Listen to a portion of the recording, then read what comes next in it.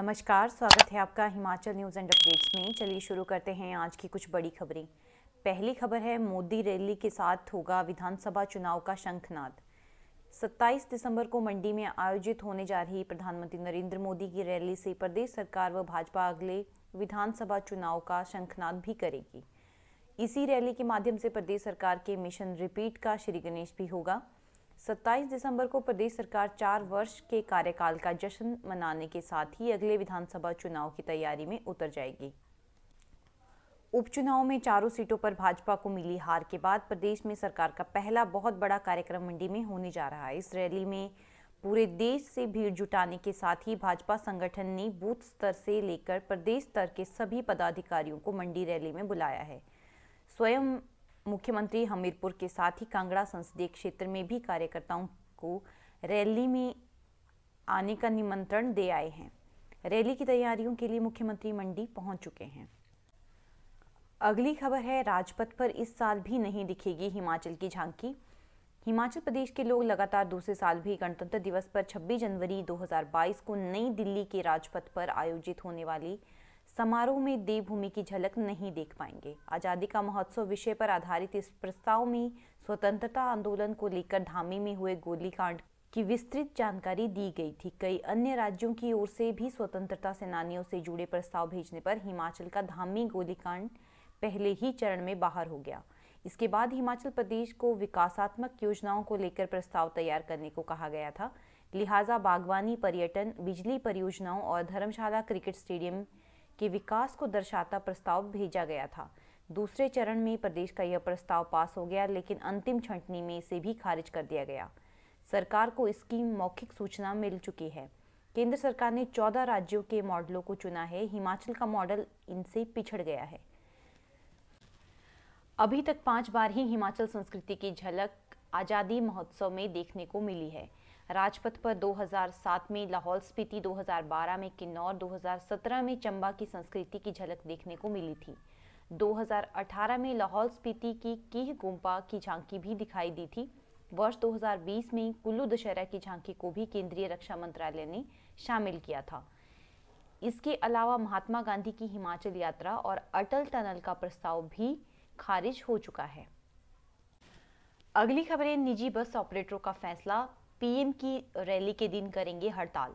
प्रधानमंत्री की रैली के दिन प्रदेश के निजी बस ऑपरेटर सांकेतिक हड़ताल करेंगे। प्रदेश के निजी बस ऑपरेटरों ने सरकार को फिर चेतावनी दी है कि अगर सरकार द्वारा टैक्स माफी एवं अन्य लंबित भत्तों को लेकर शीघ्र ही कोई निर्णय नहीं लिया गया तो 27 दिसंबर को प्रधानमंत्री की रैली में हिमाचल प्रदेश के निजी बस ऑपरेटर अपनी बसें उपलब्ध नहीं करवाएंगे। निजी बस ऑपरेटर संघ का कहना है कि 14 जून 2021 को मुख्यमंत्री एवं परिवहन मंत्री ने बस ऑपरेटरों के साथ बैठक करके आश्वासन दिया था कि शीघ्र ही टैक्स माफी की घोषणा की जाएगी और अन्य मांगे भी मानी जाएगी। इसी आश्वासन के चलते उन्होंने हड़ताल तोड़ दी थी। उसके पश्चात 18 सितंबर को प्रदेश के परिवहन मंत्री विक्रम सिंह ठाकुर ने बैठक कर टैक्स माफी तथा अन्य मांगों को अमलीजामा पहनाने के लिए परिवहन विभाग से प्रस्ताव तैयार करने का आदेश दिया था, लेकिन अभी तक किसी भी मांग पर गौर नहीं किया गया है। अगली खबर है, विजिलेंस टीम को गाड़ी से रोकने का प्रयास कर घूसखोर एसएचओ हुआ फरार। हमीरपुर के नादौन पुलिस थाने में तैनात एसएचओ पर रिश्वत लेने के बाद रिश्वत के पैसों सहित फरार होने का आरोप लगा है। बताया जा रहा है कि मंगलवार को एसएचओ को रंगे हाथ गिरफ्तार करने पहुंची विजिलेंस टीम को चकमा देकर एसएचओ अपनी गाड़ी में सवार होकर फरार हो गया। यही नहीं, जब विजिलेंस टीम एसएचओ को पकड़ने लगी तो उसने उन पर गाड़ी चढ़ाने का भी प्रयास किया। विजिलेंस टीम ने सड़क से नीचे कूदकर अपनी जान बचाई। विजिलेंस ने एसएचओ के खिलाफ हत्या का प्रयास करने का मामला दर्ज किया है और विजिलेंस ने एसएचओ की गाड़ी स्टेडियम जाने वाले मार्ग पर सेरीकल्चर कार्यालय के निकट बरामद कर ली थी, लेकिन एसएचओ अभी तक पकड़ में नहीं आया है। एसएचओ पर आरोप है कि उसने मवेशियों को पठानकोट ले जाने की अनुमति देने के एवज में 25,000 रुपए की डिमांड की थी और पैसे ना देने पर फर्जी मामले में फंसाने की धमकी भी दी थी। शिकायत के आधार पर विजिलेंस ने एसएचओ को रंगे हाथ पकड़ने के लिए जाल बिछाया था और एसएचओ को पकड़ने के लिए जिला से बाहर जाने वाले सभी मार्गों पर पुलिस ने नाकाबंदी कर दी है।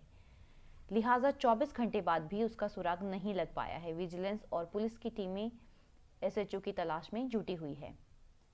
अगली खबर है, अज्ञात वाहन ने कुचला कर्मचारी। सदर थाना के अंतर्गत धर्मशाला शिमला नेशनल हाईवे पर एम्स बिलासपुर के पास सड़क हादसे में जल शक्ति विभाग के कर्मचारी की मौत हो गई। पुलिस ने शव को कब्जे में लेकर पोस्टमार्टम के लिए भेज दिया है।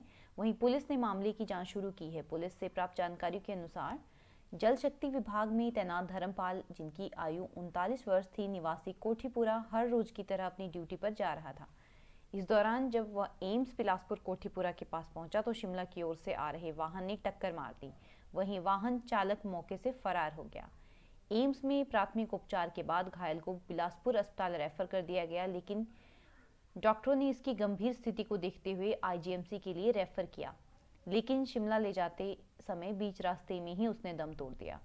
वहीं पुलिस ने आरोपी को स्वारघाट में हिरासत में ले लिया है। अगली खबर है, अब 16 जनवरी को होगी एलडीआर क्लर्क भर्ती की परीक्षा। हिमाचल प्रदेश कर्मचारी चयन आयोग हमीरपुर ने पोस्ट कोड 925 एलडीआर क्लर्क भर्ती परीक्षा की तिथि में बदलाव किया है। पूर्व में यह परीक्षा 26 दिसंबर को तय की गई थी। अब यह परीक्षा 16 जनवरी को होगी। चतुर्थ श्रेणी के पद पर जिन कर्मचारियों ने 5 साल की नियमित सेवाएं की है, वह इस पद के लिए पात्र होंगे। कुल 15 पद एलडीआर क्लर्क के भरे जाएंगे और आयोग के सचिव डॉक्टर जितेंद्र कंवर ने बताया है कि लिखित परीक्षा अब 16 जनवरी को जिला मुख्यालय हमीरपुर में सुबह 10 बजे से 12 बजे तक होगी। तो ये थी आज की कुछ बड़ी खबरें।